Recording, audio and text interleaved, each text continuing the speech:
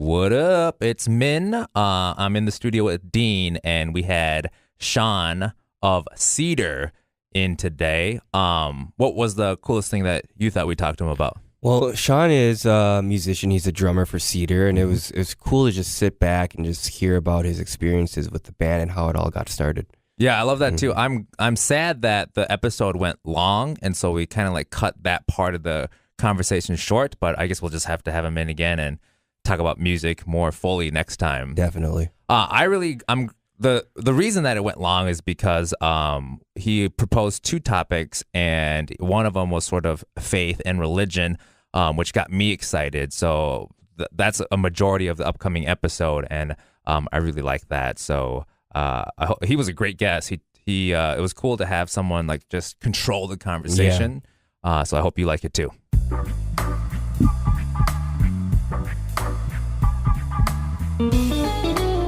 Welcome to the Quality Under Pressure podcast. My name is Min. Dawson is out today. He is sick. He's very sick. He's basically on his deathbed. He has pink eye. Ew. But not the poop variety, I guess. I thought that was the only variety. I thought so too. So it's just Dean and I today. But we have a very special guest in the room. Shawn. Do you want me to introduce you as Shawn from the Cedar?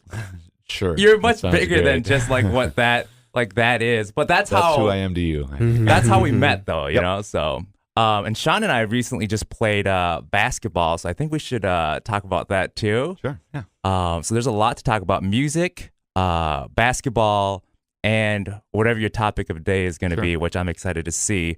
But we start our guests with a speed round, and so don't think too much about it. Also, like Dawson usually does this, and like usually it's me, but like I interrupt, and I'm like, oh, like why did you pick giraffes as your favorite animal? And like I always interrupt. So now that I'm doing it, this could actually end up being a speed round. Might be the fast. speediest round ever. So I'm gonna. Oh, I also got new music for the speed round because our other co-host was bitching about like, oh, this music is too short. This music is too short. It's inappropriate. And so I have something new. I don't know if it's gonna be good or not, but Try it out. here we go. I guess we gotta work on this one. Cats or dogs? Cats. Oh, really? Yeah. Let's Got a go little back to cat that. named Johnny. Okay. And, Because I think that's our first cat It is. answer. It is. Okay. Yeah. Again, speed. Not a big dog fan. Let's come back to this one. What is your favorite food? Food. Pizza. Nice. I really like pizza a lot. Who was your high school celebrity crush? Mandy Moore. Oh, nice. Yeah. Hot dogs or hamburgers? Ooh, hot dogs. I love hot dogs. Nice. From gas stations specifically. Wow, really? You get Oh, that, like, man. nacho cancer cheese that you put on it. Yeah. Oh, wow. Wow, It's this the is a- worst thing, but it's yummy. This is good because this is a very different speed round. What is your favorite movie? Ooh, I don't like movies at all, really. Really? So can Strictly a music guy. I'm gonna say no comment on that. Wow. Okay. If you could have any superpower, what would it be? One. Oh, geez. Flying, I guess. Nice. Sure. Do you think Benedict Cumberbatch is handsome? Very much. Really? Okay. I don't know. We'll go with we that. have internal debates about that. I think he looks kind of weird, Sure. but the other dudes think he's pretty handsome. So, what is your favorite sport? Basketball. Yeah. I like volleyball a ton too. That's right. Yeah. So, I remember you telling me those about two. that. Last one. Are you afraid of public restrooms? No. Maybe I should be more. Nice. It's nothing to be afraid of. All right. So there are some questions here I want to follow up on. All right. When we asked cats or dogs, you were the first person, and I don't know what episode number we're on now, close to like 14 or Might something be like 13, that. 14. Yeah, and you are our very first cat person. You're welcome.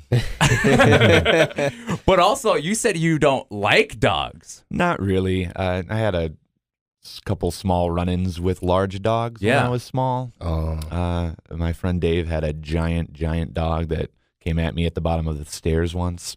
That wasn't very fun. How old were you when that happened? 8 or 10 or something. Okay, like so it that. stuck with you. He didn't get me too bad. He gave me a little munch on the arm. Yeah. Ooh, yikes. I was like, okay, that definitely didn't leave a nice soft spot for dogs of any Yeah. kind. Yeah. Just the unpredictability of everyone thinking their dog will never go after you, and Yeah. then he nips Yeah. at your foot, and it's like, oh no, it's because you did this. I Yeah. said, no, just get him away. I don't really want to hang out with your dog. Yeah. So Yeah. most of my friends know that by this point, and I'm just not a big dog fan. Yeah, that's crazy. So you think that's sort of the turning point? That's what made you not a dog Yeah, person? I mean, I had a couple, friends' dogs who weren't very friendly, and then the worst is that everyone just laughs at it. They're like, "Oh, he's so cute." I'm Yeah. like, "No, he's Yeah, a wild animal. I don't want him by me." Yeah. It just when they say he's fine if you don't do this and this and his leg and this and that, and then you'll be all right. I'm like, Yeah. well, no, I'd rather hang out with my cat. That's weird too, because like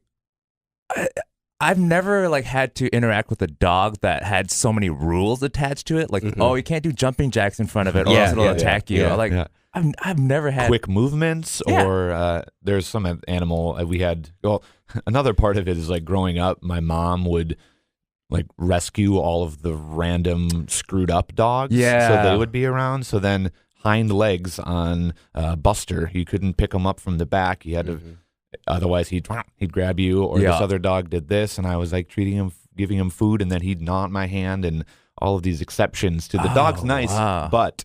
And I mean, poor little dogs, they were screwed up from abuse and Yeah. neglect Yeah. and everything. And so then my mom, being the great woman she was, would pull them in, and then we'd live with them until then I said, all right, I've had it with these things. Wow, that's amazing. Yeah.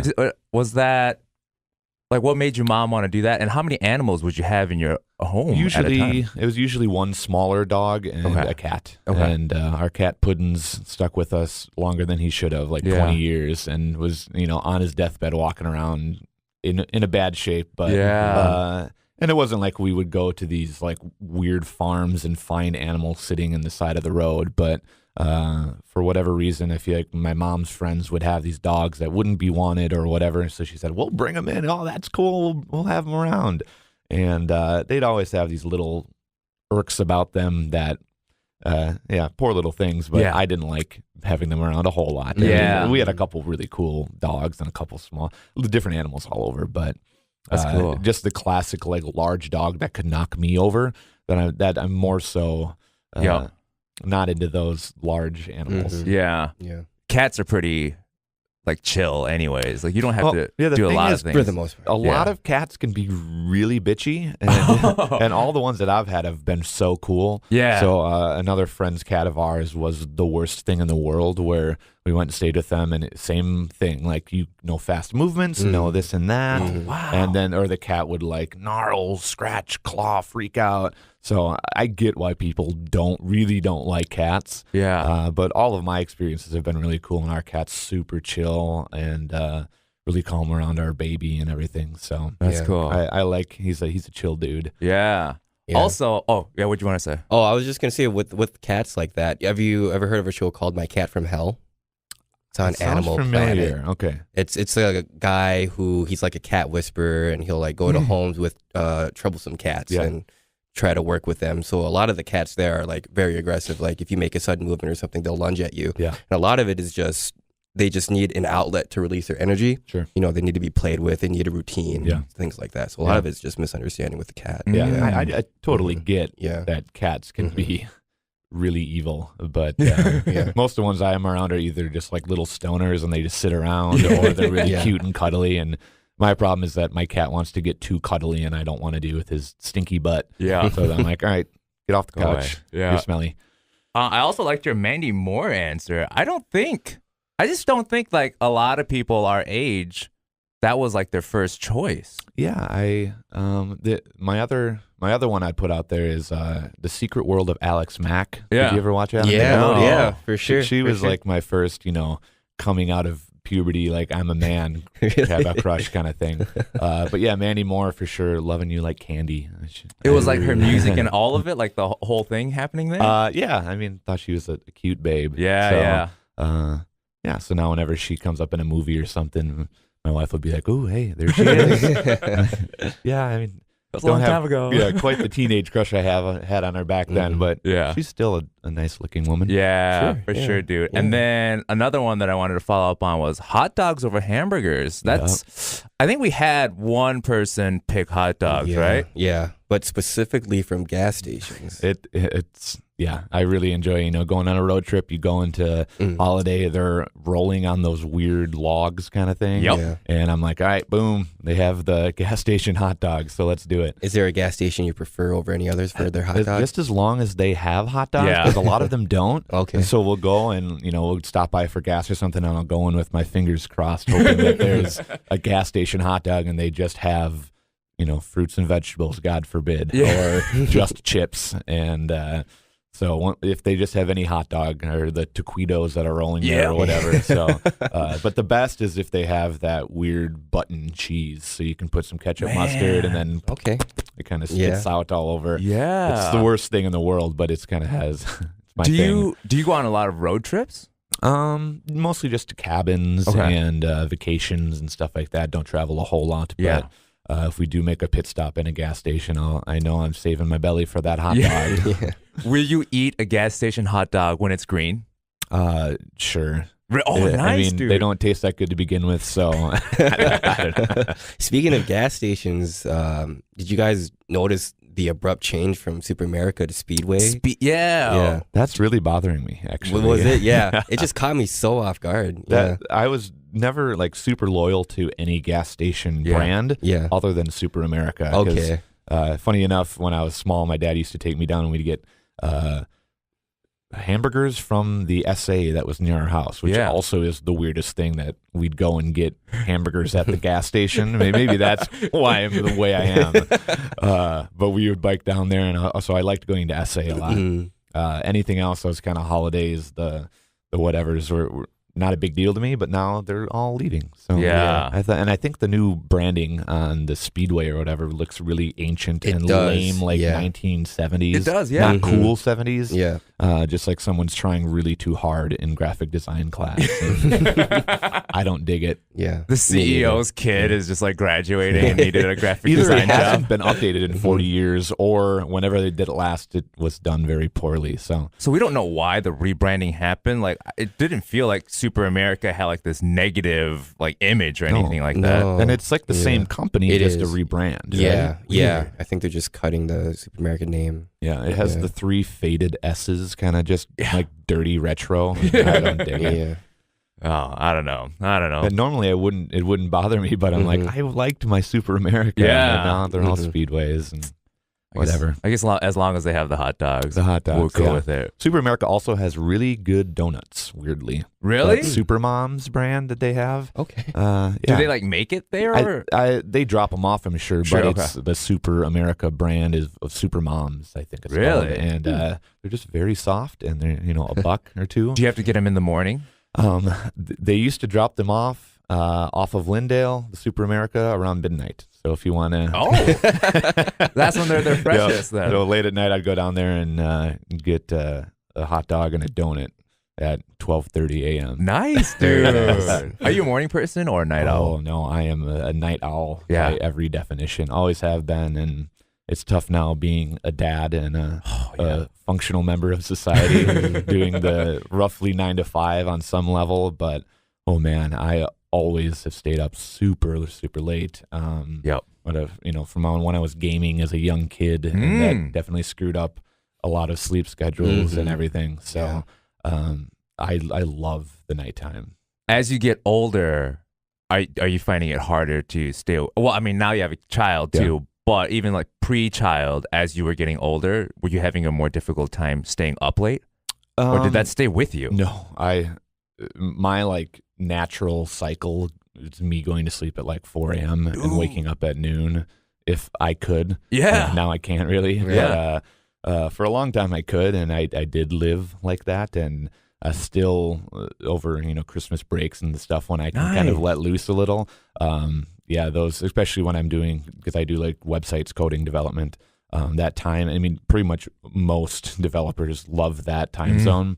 And so when I find a way to stay up late and just have uninterrupted coding time from 10 p.m. to 4 a.m. and no one's emailing you, no one's bothering you, nothing's going on, That is the best. I love that. I love just sitting there for hours and hours and That's coding true. and hanging out, and it's just kind of my little zone. And I turn on some lights in my room and some music, and it's just my area. I love that. I never thought of it that way. When I used to do a lot of video editing, I found myself like editing from like 11 p.m. to like 5 a.m. and I was like, why do I do that? Like I'm just like ruining my like sleep cycle. Yeah. But I think it's just like everyone else is asleep. Now it's just you can focus, and you don't have to. It's not like you can go like to like a retail store and like, I need to do these chores where I need to go buy things. You can't do that either. So it just kind of locks you down. Yeah, exactly. And I mean, some people do that by getting up stupidly early at 3:30, and they're like, that's my time. It's 4 to 7, and then they start their day. And I just do it in the night time. Yeah. Yeah. Like staying awake, like, I'm a little bit tired, but I'm just going to like stay awake and like do something is a lot easier for me than like, I need to do something, so I'm going to get up early. Yeah, Waking up is painful. Yeah, I don't enjoy it. It is the worst for me, and always anyone who's ever known me said he never gets up. So I just want to stay up forever, so I don't have to get up. Yeah, exactly. Same Yeah. here. We should also maybe talk about like coding and computer and stuff too, because we got another like computer nerd in the room here too, and Dean. Yeah. So Yeah, I'm a developer too. Oh, awesome. Cool. What kind of stuff do you do? It's Java, like full stack. Okay. Yeah. Cool. Yeah, mine's WordPress based, all website building, doing mostly front end, some back end PHP, but a lot of CSS, HTML, some animation stuff. So. wow, was that English? Yes. We're just like, I love that stuff. Like people are like we've had some people come on, and before they come on, they're like, well, I don't want to get too deep into like something that I know about, but I'm like, no, that's fine, because I probably won't know about it, and like I'll ask like the surface level questions, and like people that are listening can like enjoy those questions, but like we'll learn something too. So just like, I don't want anyone to like limit what they talk about when they come on. So yeah, I love coding, I love development, but at the same time, it's so deeply foreign to most people that I don't share a whole lot with a lot of people that don't get the talk. I'll just say I make websites and kind of leave it at that, and not tell them the plugins I'm using and the syntax and everything. Right. So if people have interest in it, I like to talk about it, but it gets hairy quickly. It can. Do you work in a corporate environment, or are you all freelance? Okay. So I'm 100% independent. Work in my office late at nights if I can. Yeah. But yeah, just working with all sorts of different clients, from agencies to small businesses, individuals, kind of the full gamut of everything. But pretty much like I'm primarily a sole developer, so I don't work in teams very much. Sometimes I get subcontracted into a project that has a team of 20 people, and you have the project managers, the graphic designers, all the way down, and they're like, boom, can you code this? And I said, yep. Here's a cost estimate, a time estimate. Give me 2 months or whatever it might be. I'll give them back a site that's fully functional. We'll plop the files down, and we're set to go. So I'll kind of be interjected as a piece of a team, through an agency, an ad agency in town, or whatever the team might be. So do you mind if people that are listening to this reach out to you if they have questions? And then if you don't mind, how do they contact you? I have my ShawnBurtis.com. It has my email and stuff on there. Okay. Feel free to reach out with questions for coding, or if they need me to make something for them. Or, I really do enjoy just talking about coding and that whole life, and even freelancing and making finding your way in this world as a freelancer, which is complicated and fun and scary and different, and so I really, really enjoy that stuff too. Do you have to have an eye for like graphic design too? Like, is that on you? Because like you said, you're not working with like a full staff. Not necessarily. I've throughout my career kind of just weaseled into wherever it is I need to go. So starting out, it was like, I think I said I do copywriting, graphic design, coding, everything under the sun. When you're, trying to just find your feet. Yeah. And then I eventually found that I like coding. I'm pretty good at coding, and that's kind of where it brought me. And so I veered away from the graphic design and focused more on the coding development part. But what enables me to do what I do is I can look at a layout and fix a graphic in Photoshop and bring it in. A lot of developers will just say, I don't have Photoshop. I don't touch that. I won't do this. And I'll say, I'm comfortable doing it. I like doing it. So wherever you need me to be, I'll give you my skills wherever I can. So Dude. to just kind of amoeba around and help in any way I can. And it's ever evolving, the web world in general, but my career and the things that I do. So yeah, I kind of dabble wherever I need to. And I have a lot of resources in the area now that I've built up through the years of other graphic designers, and I have probably 2 or 3 that I'm contracting right now to help me with projects where I'm overseeing the whole thing and doing some wireframing, some planning, some site mapping, how many pages there are, how they'll all talk to each other. And then for the graphics, I'll go out and say, hey, you want to, I have this amount of money. Can you build the website designs based off of the wireframes that I've built, kind of the boxes and where stuff should go? And then I hire them to join me so I don't have to go inside of Photoshop and do everything on my own. So my sister is a great graphic designer, and I work with her on a lot of projects. And so, that's all so fascinating. I had a bunch of questions popped into my head. I guess I'll start with one that you guys both can answer. When you were saying, when you bring up like coding and like computers, like you guys think a lot of people are turned off by that conversation?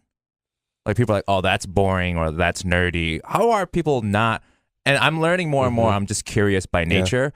But like when you say something like that, like everyone uses websites. Everyone uses computers these days. You can't avoid it. Like even like thinking more about like how everything's shifting to mobile. Like that's just a different game too. People are like, oh, this guy's about to tell me something boring. Like for me, if somebody's like, hey, I'm a coder, like this is what I do, I'd be like, okay, like more specifically, what do you do? And like what makes you passionate about that? That's what I want to know. Yeah, I think that people aren't that interested in it in general, but I think at the root of it, people in general just aren't super interested in what people do for jobs. Yeah. Which I am so intrigued by that kind of stuff. And whenever anyone tells me, what they do, I want to learn more and I ask questions. And it seems like a lot of people don't even want to share what they do, or it might be just so boring and run of the mill that they don't want to talk about or don't think that I have an interest in it. But that stuff just fascinates me. Me too. And I just find that a lot of people just don't like. I'm like, what does your dad do? And they're like, I'm not really sure. Like, you've lived with the dude for however 32 years or whatever. Like, well, do you not care? Does he not talk about it? Or I'm like, okay, well, I guess people just don't tend to have a huge interest in what people do as a profession. Yeah, and I find a lot of passion and interest in those things and passion in the things that I do, and I'm really I'll talk my wife's ear off about I did it yesterday about this project that I have and this guy that went here and he wouldn't accept this and I moved this here, and she listens very nicely, and I bet it's not that interesting to her, but I just talk about all that stuff, and I want to learn more. But people just don't I think have a lot of interest in careers in general. I think specifically when people ask me about my job, it seems like on the surface, at a glance, it looks really interesting. Like, oh, you make software. That's really cool. How do you make something from scratch like that? Yeah. But then when you really dive into it, then it's just like another language to them, and it's just, they lose interest. Yeah. That's what I was going to ask, because it's so foreign to them that they can't relate, or like you also think like, this is not that interesting. Yeah. Because I run into a lot of people, like I love having conversations like this too, just randomly.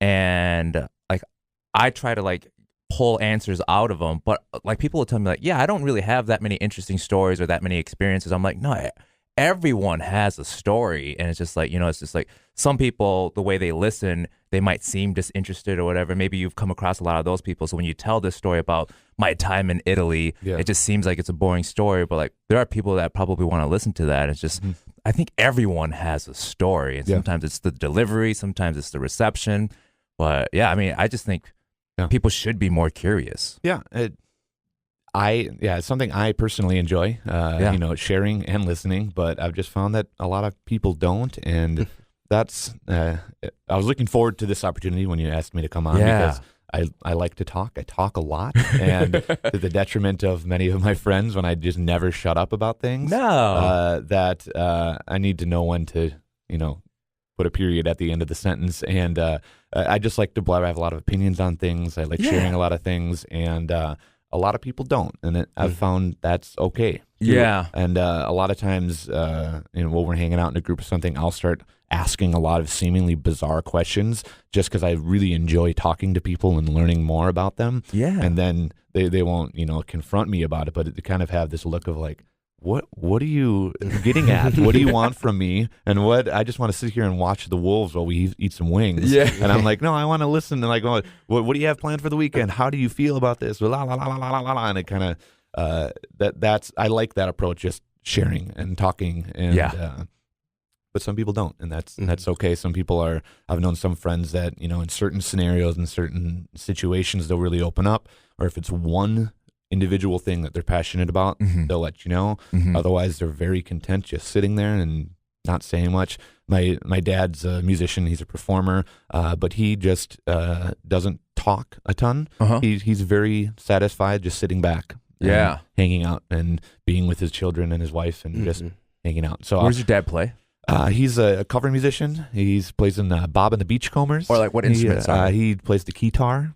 Oh, awesome. He's the band leader, so it's just this weird dichotomy where he's the band leader, he sets up everything, he goes out there and does this big show. Yeah, that's what I was asking. He'll kind of call people out and do all the stuff, and then, if we're sitting at dinner, he'll just kind of But like you were saying, like, like you come to accept that everyone's different, and the same for him, like you're saying he's quiet at home, and like through conversation, he's very reserved, but like when he's on this, like he's in his band, he's the band leader, and he's calling people out in the audience. Like people express themselves in different ways, and you just gotta accept that. And everyone has their desires and their passions and the way that they go about everything, and fun. I for the longest time thought, well, everyone's like me, right? Everyone's the same. I have these desires, so they have them too. And it took a while to realize, no, people act differently and have different desires, and that's okay. I wanted to ask too, do you think you intentionally, is this like an intentional effort, or do you think you just have this innate quality that sort of attracts people, like good people to you every time? And it's not like we've hung out often, but every time like I come out to like one of your shows or like come and play basketball or whatever with you, it just seems like you're like, hey, meet this person, and that person is also very pleasant. Sure. Is that something that you do on purpose, or does that just happen in your life? Well, it sounds like a good thing, so thanks. It is. I have met a lot of people primarily through music, and the good ones hang around, the bad ones don't usually, and it's kind of natural. I exclude people I don't really want to be around, I really go out of my way to try and find ways to hang out with people that I do enjoy the company of. And people have said similar things in the past, and it's very I'm very appreciative of that. That hey, you just have a good group of people. Mostly, it's like a lot of my friends' parents. Like I'm happy that my daughter is hanging out with you guys, or that you married my daughter, or whatever. Yeah. Because we're not a bunch of like maniac rebels or anything, No. but I do feel I know a lot of really just genuine, cool, nice, passionate people, and it makes life very enjoyable, and I just enjoy being social. I enjoy going out with people, and by nature, you just kind of cultivate a group of people that are pretty cool. Yeah, and, I really dig my friends, and they're cool people, and so it makes being social and going places and doing things very easy when you really actually want to be around everyone. Yeah. And I need my alone time too, but I'm fine spending a lot of time around a lot of people just because they're generally very great people. Which made it easy for me too, because the beginning of our friendship was very random. Like I work at a radio station, and you're in a band, and you're like, hey, do you want to come check out our show? And I was like, yeah, that'd be awesome. Yep. But like the second I got there, it was just like instantly comfortable. Like you're just like, okay, like you have stuff to do that night too. You're about to play a set, but it's just like, you made the effort to like come up and be like, everything cool? Like, do you need a drink and all of this stuff? And it's just like, it's just what you do. Yeah. Well, thanks. I thought about this sort of as I was prepping for, today, and I've met a lot of people through the music industry, in quotes, if you will, just in my time with Cedar and everything. And a lot of people I don't stay in contact with. It's weird because those relationships typically start out as like, I have something, you have something, let's put them together and see what goes on, whether it's a booker, a venue, whatever it might be. And let's say I interact with thousands of people over the course of many years, and like you, Min, and a couple other guys that I ended up getting very close to. It's just if you have that sync, that bond that happens, and again, some people vibe in certain ways, other times they don't, and I can have a musical kind of business interaction with them, and I can work with the venue promoter and everything, and we don't have to be best friends. But then other people I do end up vibing with, and we hang out more. And we mentioned Jorgen that I met through a similar thing, to where he was helping book some shows, and turns out he's the coolest guy. So we ended up hanging out, and then as things progressed, we stayed friends. He ended up marrying my wife's coworker. Oh, really? So we introduced him to his now wife, and so I'm pretty proud. We have I think 3 engagements or weddings now that my wife and I have set up. Wow, so, matchmakers too, huh? So one of them was my sister, so you're welcome. He was originally my friend, but that kind of goes back to the thing you were talking about with friend groups, and kind of how my friends know each other and interact and everything. And I'm like, this person's really cool. This other person's really cool. Can you guys hang out and date or something? Yeah. and it's worked out a couple times. So dude, it's real neat. Yeah. I mean, that's like a totally, I don't know the right words. So I'm gonna say this sort of invisible spiritual skill that you have to know that, because you can't see someone's personality traits. So to be like that person, or that group, they're going to mesh well, and you bring it together. I mean, that's a skill. Yeah. I mean, some of them are as simple as with my sister and her now husband. It's like, oh, they both like camping and outdoors stuff, right? And riding bikes. Let's try it. Yeah. So then I connected them, and then it turns out they synced on many other levels beyond that, but you grasp at straws initially and say they like music, right? Different artists, but whatever, try it out. And see where it goes from there. And some of the times it didn't work out, and a few of them they did. So that's cool. God, we still have to get to your topic of the day. So I'm going to ask one last question before we get to that. Cool. You mentioned that you were a gamer back in the day. What did you primarily play? StarCraft. Oh, wow. Okay. You were a gamer. Yeah. All PC based. So I'd be futzing with code and everything, and then I'd go and play a couple games of StarCraft.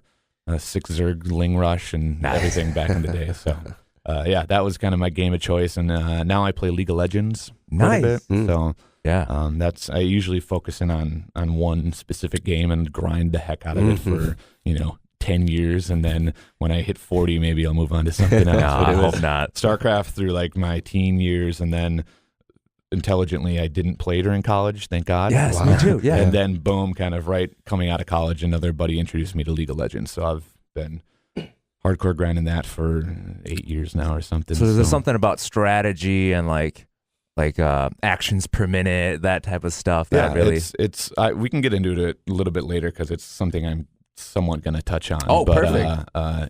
I love competition and crafting and perfection and honing your skills in anything. Yeah. And my kind of craft of choice is video games. So, and I like to do it in sports a lot too, but just improving and measuring and things like that really interest me. Do you have an addictive personality?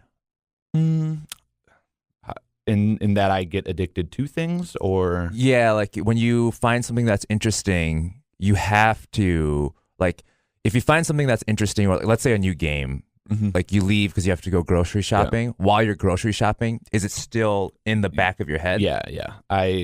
My mind wanders, and I just analyze everything and pick apart everything, and that's often why I have so many weird opinions and thoughts and talk, because I'm going through all these weird scenarios in my head, and it just the neurons never stop firing. Yeah. I was like, well, what if I piece this over there, and how did this go here, and what if this guy goes here and I can touch this, or my brain's just always running, and I want to figure out ways to be efficient and optimize, and that in many areas, like video games or something, how do I organize my pantry and my kitchen for the most used items are here, and then we move this. So it's always something that's on my brain. That's it's almost like a programmer's mindset in a way. Yeah. You're always thinking about covering every use case. And, You have to be thorough to write a well-constructed program.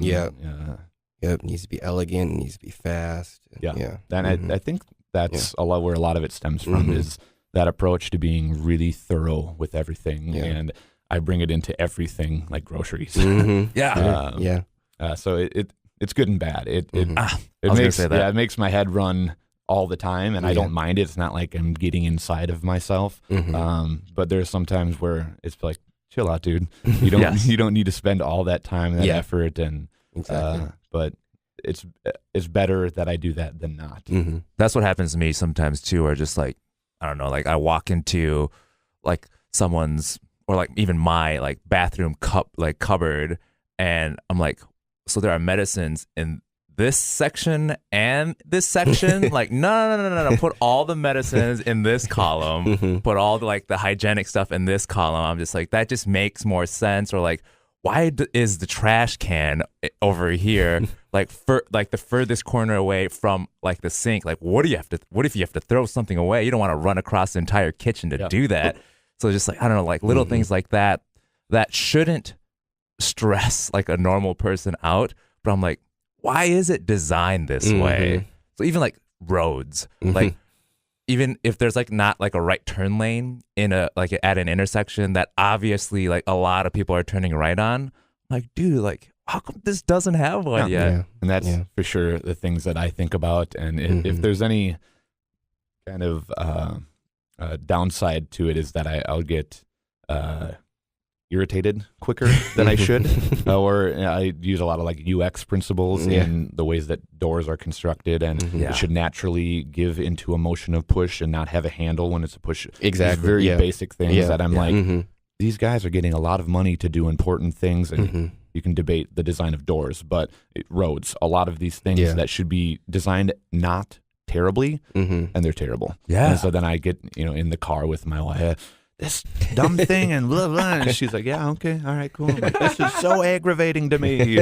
And that's the time where I'm like, all right, dude, chill out. Like, it's okay. You can be passionate and realize the flaws in something without kind of going nuts. I gotta hang out with you. I mean, I met your wife for the first time last week when I came and played basketball, but I gotta learn more about her, like how, because I think that would help me too, like how she deals with you when you do that. And I'm like, okay, so this is how people are like receiving my temper tantrums. Like, I gotta chill out a little bit about the details and all of this. No, she's helped me realize a whole lot of stuff, because I use her as a soundboard for a lot of things, of me just like blasting 1,000 things at her. I'm like, here's all this stuff, go. And what she is a good counterpoint to me, and is that she reacts a lot off intuition, which I don't do ever, because I want to sit down and like write a flow chart on what we should eat for dinner or something. It's a far-fetched example, but when you're talking about the kitchen stuff, where she's more like, I feel like it should be over here, and then I said, well, what are the reasons that we have and all this stuff? Exactly. And again, both have their time and place, but for a lot of things, she has like choosing a house. When you have to, go in and look at a house and put a crazy down payment down like in hours. I would never have a house if I sat down there and said, I'll get back to you in 2 weeks. I tend to delay on things just because I want to make a big list of everything and weigh the pros and cons, and which then ends up making you just procrastinate things because you don't want to make the wrong decision. And we went into our current home now, and my wife was like, oh, I love this. This looks great. Let's put an offer in. And I was kind of like, whoa, this is crazy. And then I was like, all right, wait, just trust her. She knows what she's doing. And I liked it too, but I had my reservations. And now here we are 4 years later, and I love the place. It's awesome. So cool. So cool. All right, I'm going to cut myself off. Let's get into your topic of the day. Do you want to introduce it to us? Sure. I kind of went with the clickbaity article or title here. So the phrase that I'm kind of using is local music.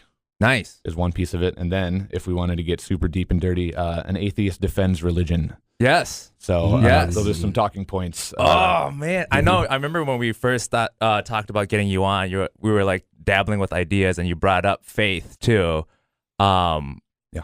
Should we start with that one? Sure. That one is like really piquing my interest right now.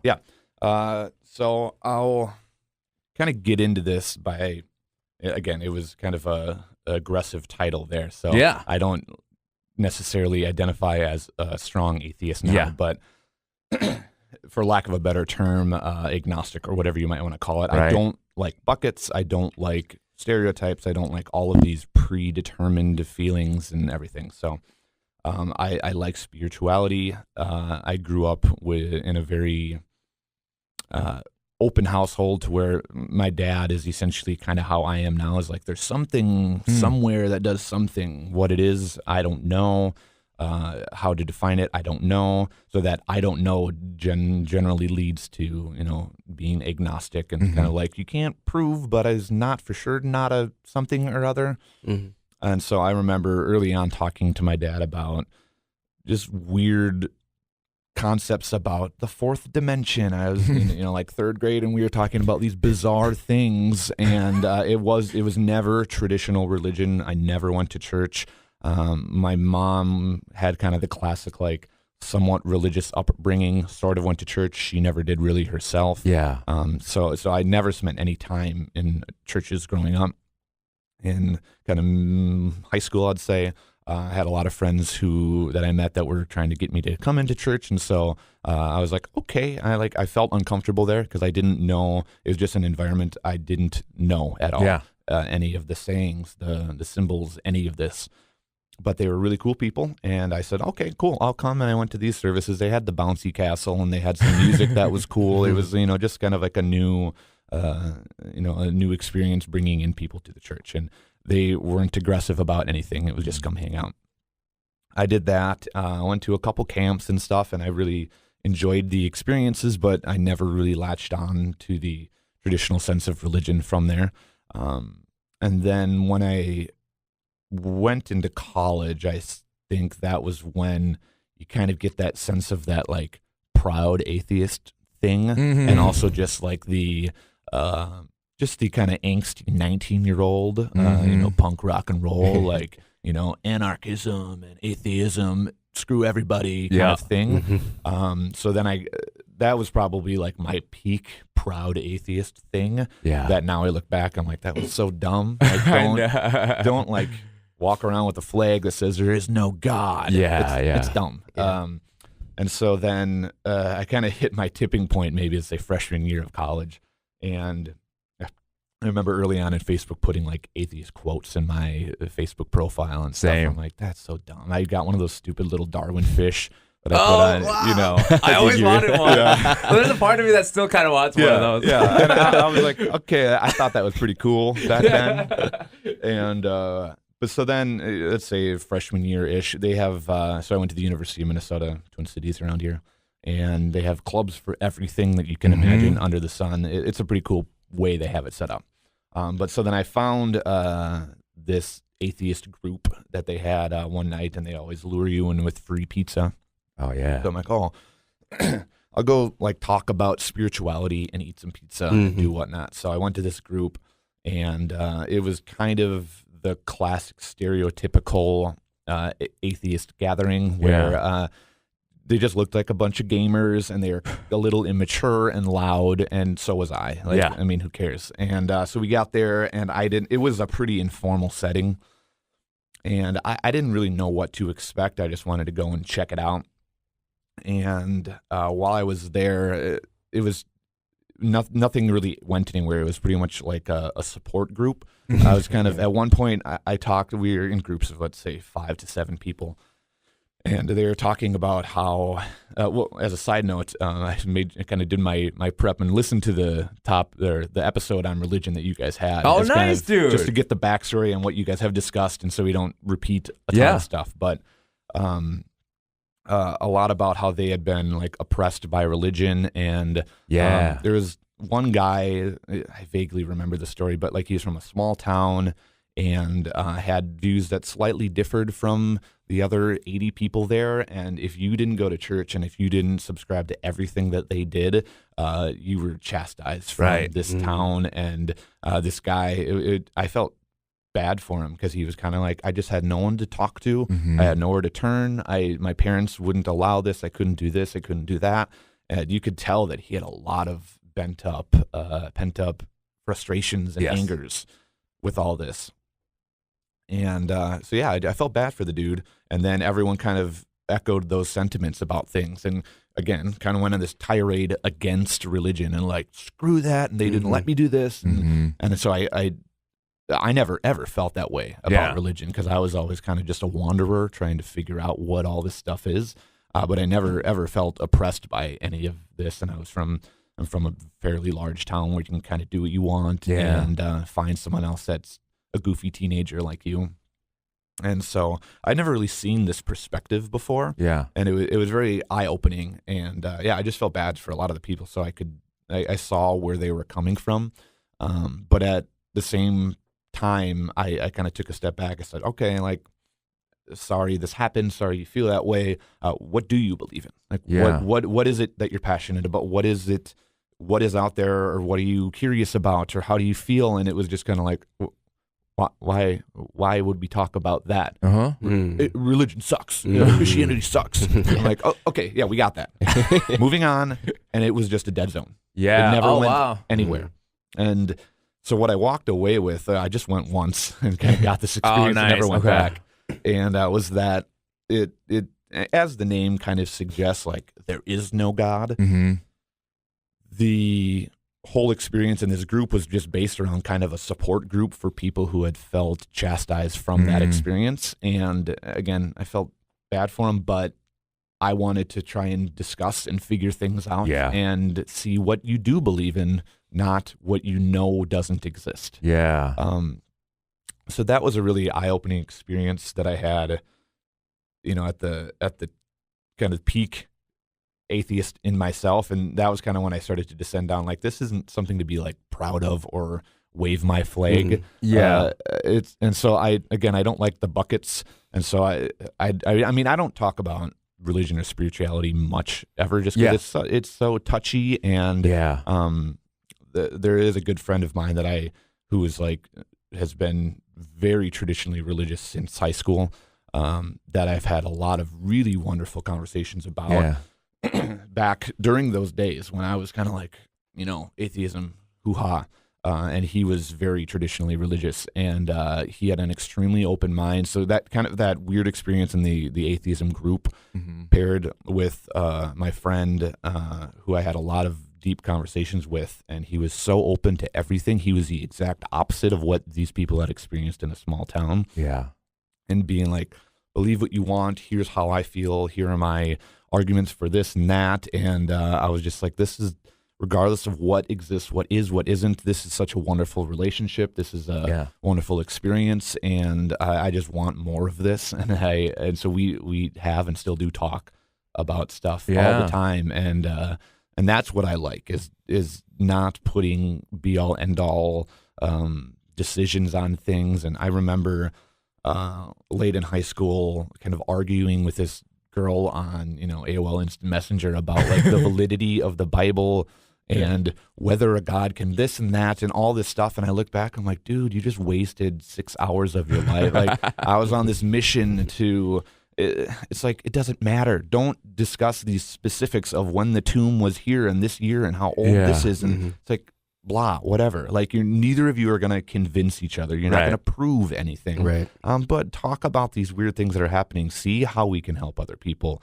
And just these bigger, broader concepts, rather than saying like, oh, you're Jewish, so this, and you're a Christian, so this, or you're an atheist, so that. It's like, who cares? Like, wipe that away and just talk about how we can help people. And then if there is some spiritual element above and beyond that, where you pray to a certain God, you pray in a certain way, you don't pray, whatever it might be, they can do that, and we can discuss that if we want. I just hate the negative down, disproving all of these technicalities that people get so caught up in. So if I can look back on my teenage self and say, don't waste your time with all of this crap about proving that, well, the earth is round and the years and how could Jesus in this time and the interpretations, like, whatever. Like, you can do that if you want, but to me now it's a waste of time. Yeah. It sounds like you were never an angry atheist. Even when you're 19 in college and going to that group or exploring, you were never angry about it. No, I never had any animosity really toward Christian faith or anything. I just kind of had the stupid, proud college, like, I'm different than the pack kind of thing. An overwhelming majority of my friends and upbringing and all, were Christian, and But yeah, I never was angry at it, but I was like proud that I was different, kind of a thing.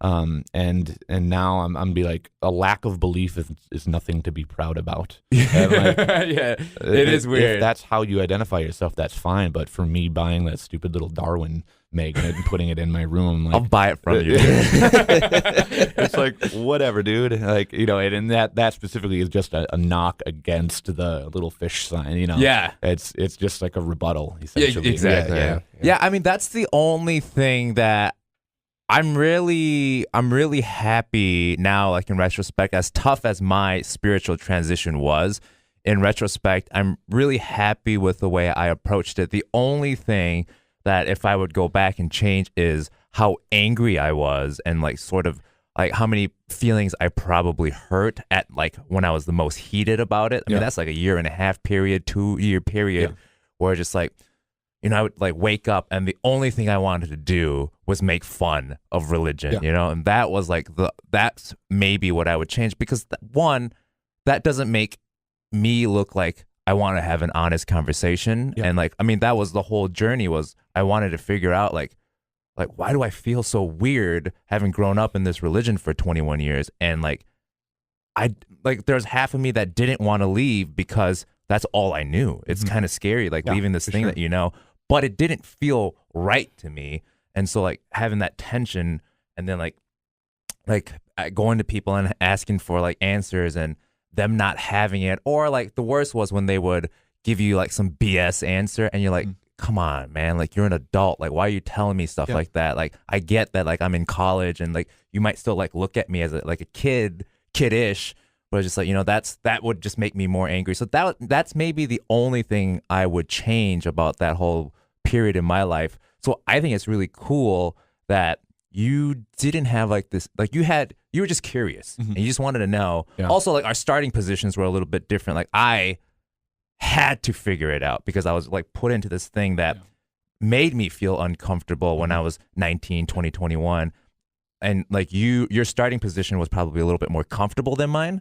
Yeah, for sure. If you look at the extremes in my on a scale, I might have wavered from the center, let's say like 2%, you know, and whereas you would have been swinging much higher and harder than I ever was. So, I definitely had a different approach to it, and which I think helped keep any animosity or like really angst out of it. But to just kind of clarify that, what I don't like looking back was just that it was like this proud label that I had, that I was like, this is cool, I'm cool, atheism's cool. And it's like, no, like it's just such a weird term, and it's necessary for discussion, but just that I identify with a lack of something. Do you feel like you earned? I don't try to say I'm proud of many things, because I think like that pride is something you reserve for something that you earned or like you achieved. That's why sometimes I do say like I'm proud of like, and like I don't, like you said, like labels are weird. I don't want, but for the sake of discussion, like I'm an atheist, I'm an agnostic, whatever. I'm proud of that label for me because of how much I had to work through it. And so I like achieved it. But like when people are like, hey, are you proud to be like a Korean American? I'm not proud of it. But I didn't earn it. It just happened that way. I was born a Korean American.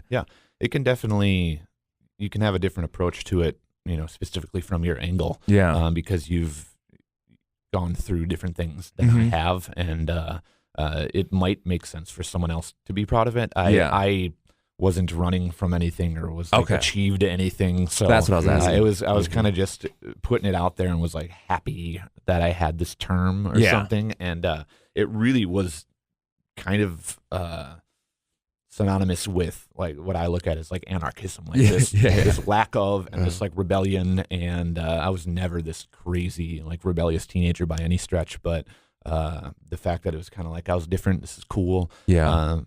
Now I'm like, you can have that belief, but you don't have to wave it around or like, you know, almost like, you know, shoving it at people. And you know, having discussions is great, and just like telling people isn't.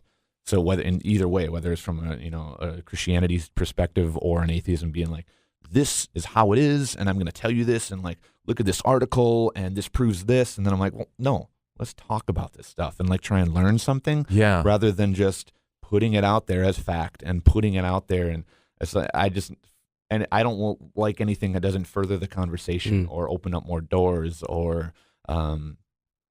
So having a wide open palette like that, was there ever a time, because obviously, like you're saying, in college, there was a time that you claimed atheism, but having a wide open chance, was there ever a time that you almost became like a Christian or someone that is sort of semi-deeply religious? Sure.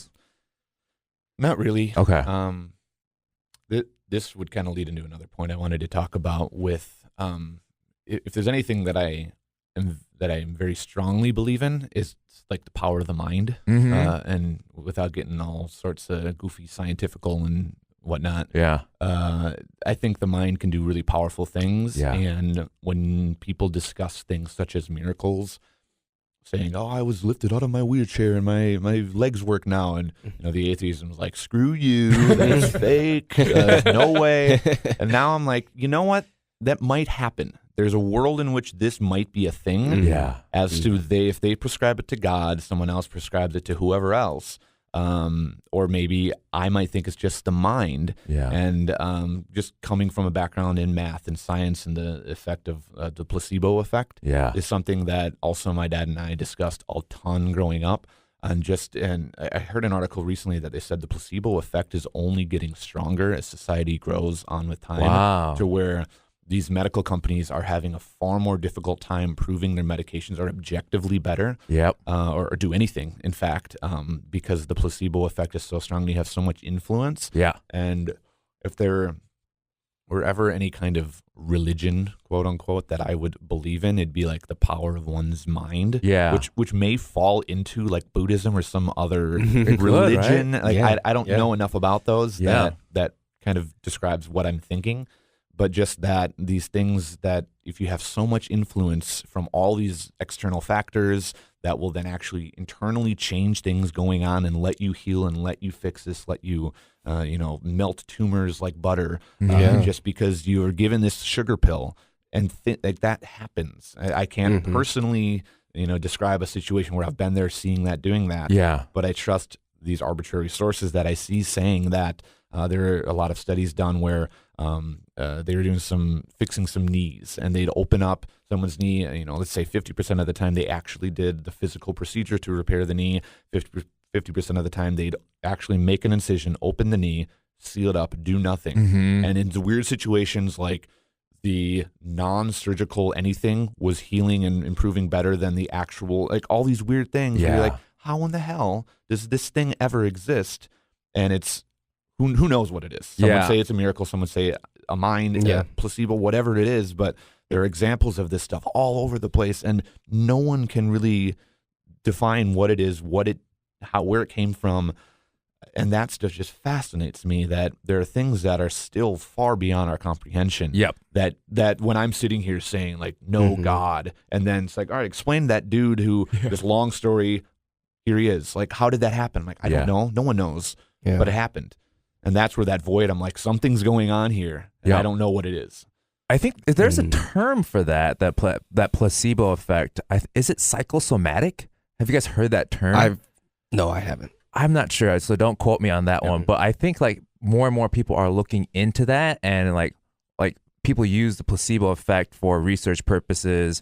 But I think like now people are actually researching more and more deeply the placebo effect itself. Yeah. And like you're saying, like that's another reason I don't like labels too, because if I call myself an atheist, people are gonna be like, well, that guy won't believe in this miracle that we just witnessed. Like you're saying, like even if we call it like a placebo effect miracle, no, like that's the thing. Is I also believe in that, and I think there's a lot of things that we don't know, and like our body has self-healing mechanisms as it is, and so what if at one point we learn how to control like some of those healing mechanisms? Like it's like something we just don't know how to do right now. So like you're saying, like if I believe I'm going to heal my knee, like maybe it can happen. Like I believe that's a distinct possibility, But like when you put this like label on yourself, people are like, well, this guy doesn't believe in miracles. Be like, yeah, maybe one day like science will like research and like academia and all of this will be able to explain that in a certain way. Right now, we don't know how to explain it. And so like for me, it's like I don't want to call it it's hard to know what to call it. Yeah. Like for me, I don't want to call it spirituality. I don't think I don't want to say like it's God intervening and healing that person's knee, but we don't know what it is. And so it's hard to talk about without terms and definitions. Yeah, exactly. And the negative connotations with atheism is just closing doors and saying that like things aren't possible or that they don't exist. And that's where, loosely the I don't know concept comes from. It's like, I don't know how these things are going on. I think there are things going on we can't explain. And it's not that I like don't believe these miracles. Right. I think there's a world in which they're happening and these freak things are going on in terms of like really advanced cancer research and all these really complex things that they're like, we don't know what happened here. And maybe someday we will, maybe we never will, who knows? But I'm fascinated by that stuff. And if there was anything I ever identify with, it's that like the power of the human mind is just so much greater than we probably will ever understand. Yeah. And we'll probably explain a lot of those things we don't know now eventually, but I doubt all of them that we can fully figure out everything that's going on. And we've talked about that too. Like everything. Sorry to cut you off. Even now, just like nutrition, like just thinking about like the last 40 years of nutrition, like people thought like boiled eggs gave them heart attacks. It's, I mean, a lot of that's like weird corruption in not massive corruption, but government programs not doing what they should be. Not accepting.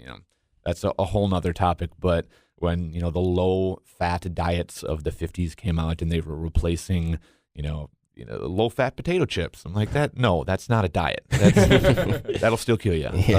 Just eat a regular potato chip, or hey, have some broccoli. Exactly. And that was the whole approach in the 60s, and taking the fat out of crappy foods and replacing it with lab chemicals. It's like you kind of here know. we are.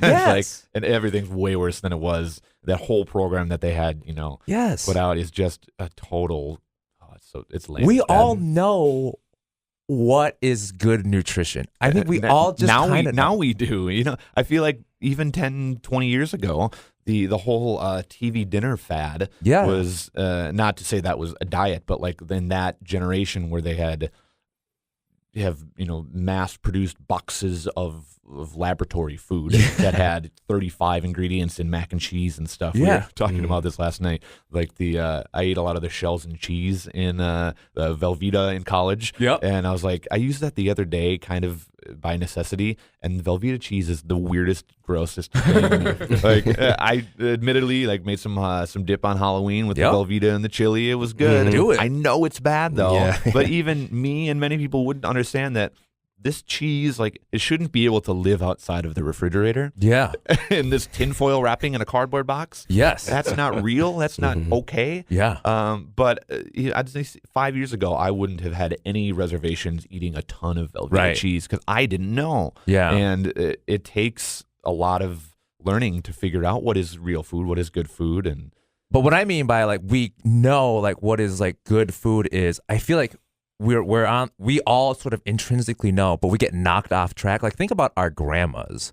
Like they knew like, oh, I'm gonna go to like the local market and get fresh garlic and like potatoes and like make this meal. Like that's healthy. Like they didn't add all this fake shit into it. I would argue that many people know, but not all. Like there are groups of people and certain families in certain areas with socioeconomical reasons that have no freaking clue about any of this stuff, where I'm just casually now learning about, sodium is kind of salt and kind of isn't great for you. It's like, I'm not going to draw any lines in the sand, but it's like approaching diet and nutrition the way that I want to, because I knew nothing about this stuff at all growing up. So I would argue like, my family didn't do a ton of cooking. We didn't go to the, get fresh ingredients and do a lot of meals and stuff. And because that was largely the age of that, 80s to 2000s of like packaged food stuff. And let alone it was fast and easy, but also it was like nutritionally shallow. Just void. Yeah. Yeah. But a lot of people I think would say, this is fine. Like, what is wrong with powder cheese and mac and cheese? I'm like, I can't tell you, but I don't think it's as good as shredded cheese. Yes. That comes from a cow, sort Yes. of, you know. So that's a good caveat. I'm trying to learn, and I think a lot of people learn, especially I think we're skewed by living in like a larger city that has, you know, people are generally better educated about things and access to things. Yeah, and that varies with pockets and everything. But Yeah. I have some friends who are so extremely informed on that stuff, and I'm a little bit, and I want to learn more. And then I have other people who don't know, don't care, just keep eating total filth. That's their decision. That's okay. But I've found I have different desires as I age and as a family. And so. Yeah, I've been thinking a lot more about when you talked about that. It like came back into my mind, but just like the default mode. If you make food that's not necessarily good for you, but it's convenient and it tastes good and things like, and it satisfies the first like 4 boxes.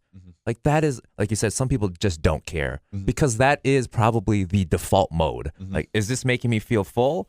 Is it like not necessarily making me sick at this moment? Yeah. I'm going to eat it. Yeah. And so like I've been like the default setting is really sometimes troublesome. Yeah. Yeah, and like how you were saying earlier, like how our grandmas, you know, when they make a meal, they eat clean, and healthy. It's probably just because when they were younger, that's all they had access to. Their default mode, yeah, that's their default mode. Now, I bet if you were to introduce them to potato chips and hamburgers, they would have loved that too. Yeah. Be like, oh, like you don't have to throw in like 8 different ingredients, Grandma. Just use this MSG. Just heat this up real quick. Yeah. For sure. I mean, and a lot of people, partially for economic reasons, the cheapest, crappiest, you know, bloated, salty, floury crap comes in a box, and they have either you don't eat or you eat this crap in a box, and it's the cheapest thing and easily available to them at the gas station on a shelf for really cheap, and that's all they really have options to. So I mean, that's another conversation on what's available, and people are making good strides in that, but that default mode is by necessity for a lot of people. Very true. Yeah. And I don't think that's to say like nutrition, like scientific nutrition doesn't have a say in space. Like that's going to be valuable information we need to know. But like you said earlier, so much of it went off the rails. It was corrupted. And so like for the last 40 years, we weren't getting good information. And so like hopefully that sort of cleans itself up. And now, like, we can really begin to learn how what we're putting into our bodies is actually affecting our bodies. Yeah, there's, like you're talking about, the grandma meal, where they would go out to the fields and pick it, chop it, cook it. That is like a good, healthy meal. It's void of a lot of the crap we eat now. They probably didn't know all of the nutritional value and all the specifics in each thing because they just would eat good food and they didn't need to. Now, with all of the crap out there, you kind of got to keep an eye to know, like, I'll go to Kowalski's and get their like prepackaged like pulled pork. And I'm like, all right, so is this a guy in the back that's like cutting the pork and putting sauce on it? Or is this a factory that's pumping it full of all this stuff? So I'm not a health nut, but I want to look and like not be confused by 90 ingredients in pulled pork. Yes. And when I see that, I'm like, I don't think it should need to do that. So I'm like, can I just get some real pulled pork and get some real barbecue sauce and put it together myself? It takes more time. But I value that now because I don't want the weird science notes in my ingredients. I'm like, I don't know what it does to me. I probably don't want to eat it though. It's tough. And I'll eat a lot of crap, but when possible. Like it's not like any of us are so strapped for cash that we can't make better decisions now. Yeah. But also, you shouldn't have to do all these acrobatics to like eat healthy. You know, it's like okay, if it's a convenience thing, like I love convenience too, and so like once in a while, you know, on the way home, like I have to work like 3 extra hours or whatever, I'm just gonna grab some Taco Bell on the way home. Like that's fine. Oh yeah. But if you want to make that effort, I don't want to do gymnastics to know like, is this pulled pork actually pulled pork? It's funny because the whole episode started out with me talking about gas station hot dogs, and that is the epitome of the worst like cancer drug in the world. And when I was specifically talking about pumping the cheese out of a little like bag, there's a place I'm like, screw it, I don't care. Eat this terrible hot dog and like applaud afterwards. But most of the time I'm like, I want to eat a little better. And there's a lot of grocery stores now that specialize in really nice, better, higher quality food that has less weird stuff in it. It costs a lot more money. Yes. Yeah. And so I've tried those, and man, but when you get 10 groceries and it's $70, I'm like, oh, this sucks. Yeah. But it comes at a cost, and so we're making strides, but it comes at the cost of people actually chopping real vegetables and not being done by a machine. Yeah. With my big thing recently is like shredded cheese, like getting a block of cheese and shredding it Yourself is great. Yeah, because it doesn't have that anti-clumping like coagulant thing. It's some kind of weird science salt that they put in bags of shredded cheese, keep it from clumping, and it messes with the cheese. So if you like put it on nachos, if you take the pre-shredded cheese, put it on nachos in the microwave, it gets all sorts of weird because it has that anti-clumping coagulant thing in it. So if you actually shred it yourself, throw it on there, it melts much better. It tastes better. It takes a lot more effort, but I'm like, I love shredding cheese now. Like that's that one little thing. And actually, I told this to my dad over Christmas, I think, and he's like, oh, really? Shredded cheese in a bag isn't just shredded cheese put in a bag? I said, no. Like, look on the back. There's stuff they add to it, so it behaves how we think it should behave, but it's not just cheese in a bag. And that's the stuff when you're talking about the acrobatics. It's like, people don't know, and my dad's 60-ish, and he didn't know that shredded cheese isn't shredded cheese, and that's what you hope you don't have to deal with, and that's got to be so pervasive in everything. Yes, and there's I'm sure tons that I don't know that I'm like, oh, this is all right. Yeah. Right? No.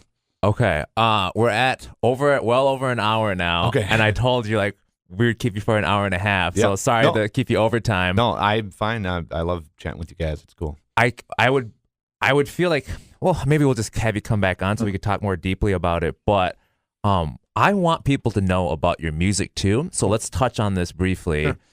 Sure. Just because like that show so the first day that I guess we both actually met you was when we came to go see your band play, The Cedar. Do you guys say The Cedar or just Cedar? For our band? Yeah. Our name is Cedar. Cedar. Not Nice. So when we came to go see Cedar, like you sent me a couple EPs ahead of time so I could like listen to the band and all of that.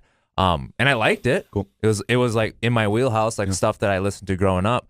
But then like when I came and saw you guys live, I was like, oh, like there's that one that makes a band I think a little extra special when their live performance translates better than like a recording.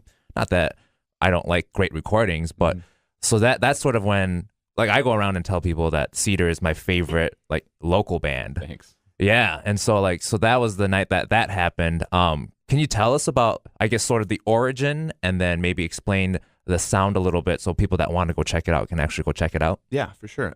We started. The band started without me. The bassist and the singer started in high school. I was good friends with them. I want to say that Jesse, our singer, had one studio time through like a homecoming raffle or something. Wow. And I think he was sort of in choir and stuff, but we never knew that like, oh, this guy can write songs and everything. So they went into, I think it was Atomic K. We're talking like 15 years ago now or something. They recorded a demo. I want to say, yeah. And so the two of them did that, and they had our high school like percussionist come in and play drum sets on it, and so that was the band. So they sat on. So they recorded this demo. Then they went in and did an EP at Winterland, and they did that with our high school percussion instructor. So the band is essentially the two of them, and they hired this drummer guy. And so then that was our very first EP running home, and that was when so Jesse went out to college in California, and then Kyle, our bassist, stayed around here. And this was kind of the void when they didn't know what they were going to do about it. And so then I ended up hearing it randomly, and I was like, this music is so good. I really dig this. And then randomly, Jesse and I ran into each other at the Varsity. We were at a Copeland show. Nice. And then he's like, hey, Shawn. I'm like, holy cow. And we were really good friends in high school, but after he went off, and then eventually I came back, and we just literally like ran into each other at the Varsity. And then he's like, hey, my band's playing a show like Thursday. Do you want to come down and like watch it? And I was like, yeah, cool. So then we went down to this art gallery, and I just went by myself and drove down there and saw them play, and their buddy just kind of filled in on drums. And I was like, I wasn't in any bands at that time. I always loved music and had played in cover bands and stuff. But then so I saw them like, you guys are really good. This is cool. I really dig this. He's like, oh, you want to come like jam sometime? Yeah. and that was it. So he had a little space set up in his home. And so then that was after that first EP is when we started writing our full length Someday Soon, which probably about 9-10 years ago now. Wow. And spent 2 years writing that. Yeah. And spent a lot of time just revising and critiquing and throwing away songs, adding new songs. And then through, trying to remember how it happened. I think it may have been some random invitation we had from cities or something where Graham Colton came through as we were kind of wrapping up the writing for this. His big claim to fame is he dated like Kelly Clarkson for a couple weeks or something. He's like a really good singer-songwriter from Oklahoma, but brought out a couple hundred people at the Fine Line. And so then someone asked us to open for him. So we played that.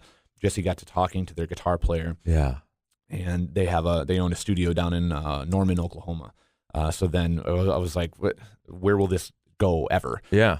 Jesse talked to him. He sent him some samples, and he's like, you guys want to record? Come down for a month. And I was probably 22-ish, I think, at the time. And I was like, yeah, let's do it. Yeah. No hesitations. Now I'm like, that's a big freaking deal to go move down to this small college town in Norman, Oklahoma. So I was like sleeping underneath like a Hammond organ on like a random mattress. And we went down there for a month and recorded the whole album down there. Wow. So that was kind of, I mean, at that point, the EP was like 5 years old or something. Yeah. We had not released anything. So we were just sitting in the lab forever, playing a lot of local shows and just meeting people. But we had no full length to show for it. Yeah. So that was kind of the first big album that we released and kind of made a massive push at that point to try and make it and get it in people's hands. That was some people were still buying music. Yes. And so it took a long time, but we like after years finally made our money back because we dropped like every penny we had into this album. Yeah. We went full on. So, and so got a little traction with that. And I kind of worked some internet magic to get us on to some TV shows. Yes. I was just kind of using my, developer background to find like music supervisor, like logs and emails and contacts and stuff. Yep. So sent out like 500 emails, like reaching out and automating things and doing all this stuff. And eventually we had our song Rookie Blue, which is this kind of cop drama. And then kind that's of, what it was. Yep. And that was kind of our big famous moment. It was ended up being, I didn't know, but it was on the season finale, which is a big deal. Oh, and I thought it was wow. episode 13. Well, turns out the last episode is 13 and 14. Yes. So it was like Wow. played in its entirety, and it was a big deal. And I found out like that night while watching it, tuning in for the first time. And it was really cool. And, we got like a couple $1,000 off of it. But off the back of that, being able to say we were on an ABC show, season finale, whatever, that's what eventually I kind of started using that as an anchor to reach out to other people. That's how we got in touch with the team at Cities, and then had one of our tracks on the sampler a few years back. And so that was kind of that.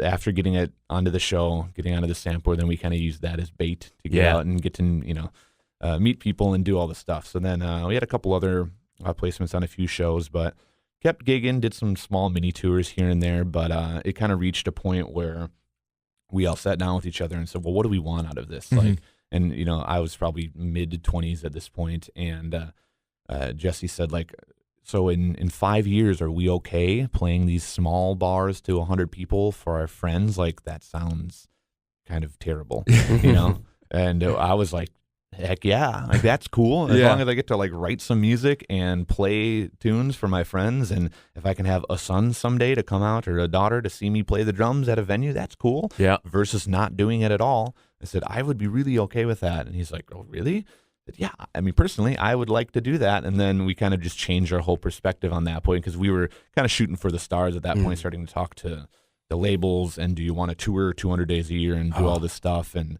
a couple of them had just started families, and got married, and I was single at the time, and so we're like, yeah, I would be fine doing that. And so then, kind of at that point, we shifted gears and said, all right, we're just gonna do some EPs, record locally, play with friends, play at the Varsity, hang out around here, and have fun with it. And if we don't lose money, then it's a resounding success. Yeah. Yeah, so we used to be Cedar Avenue, by the way. That was our old name. Naming yourself after the road that you came from, like every band does, is really lame. So then we discussed renaming everything, and then I was kind of the manager guy being like, oh, we got to change all our URLs, all of our this and that, and kind of had pushback. He's like, all right, let's just drop the Avenue. It'll just be Cedar. Yeah.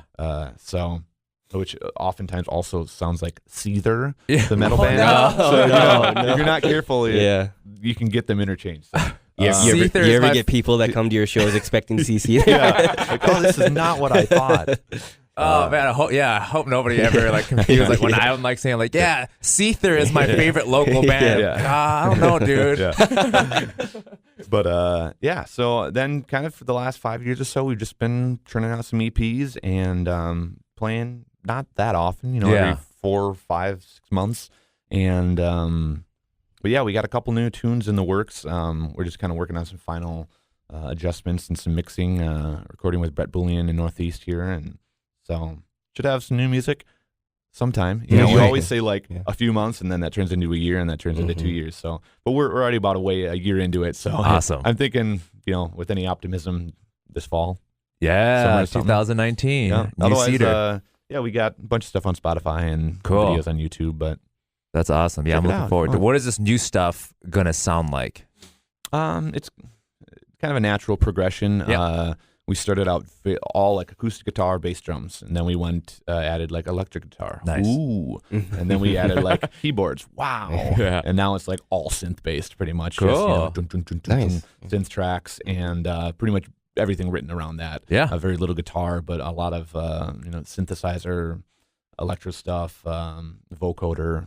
Which I feel like the new age kind of retro 80s Yep, throwback. Yeah, Which is like definitely. all the rage right now, and we're on the bandwagon too. Sure. Yeah, We why love not? how it sounds. And, but it's not different like hints. you guys did that because it's because listening back to your old stuff too, like there was always, I mean, one of the EPs, it was sort of more atmospherical and like it had sort of like an experimental sound, but there's always like keys and stuff happening, and even like more some of the recent stuff, like the last EP that I listened to, even Western Shore had that vibe to it where you feel like you could be at like an 80s like dance party, like a school dance or something like that. Yeah, So and it's kind of an extension off that Western Shore vibe. Is a lot of kind of dancey synth stuff. With obviously still rooted in somewhere along the line a singer-songwriter writing some tunes. So, but we've always been very collaborative to where we're always writing as a band. We're all in the same room together writing stuff. So,